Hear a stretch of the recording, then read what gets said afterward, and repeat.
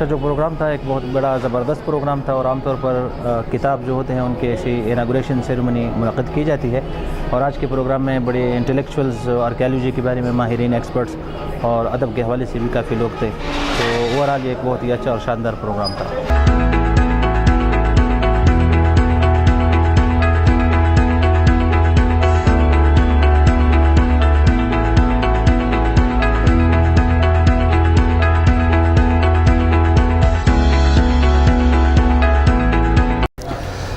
basically اگر ہم دیکھ لیتے ہیں ایک کمپائلیشن ہے اس کتاب کی، جو آڈینس ہے وہ آڈینس کوئی اسکالرز نہیں ہے، وہ آڈینس کوئی ایکسپرٹ نہیں ہے آرکیالوجی کی، وہ آڈینس جو ہے وہ عام لوگ، ہر کوئی میڈیکل ڈاکٹر وہ پڑھ سکتے ہیں، وہ ایک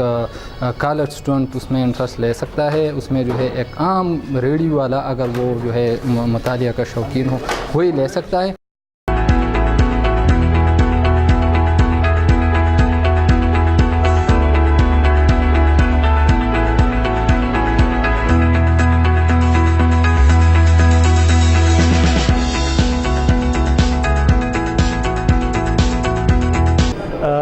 آج کے پروگرام کے حوالے سے کہوں گا کہ ہم نے مختلف شخصیات کو سنا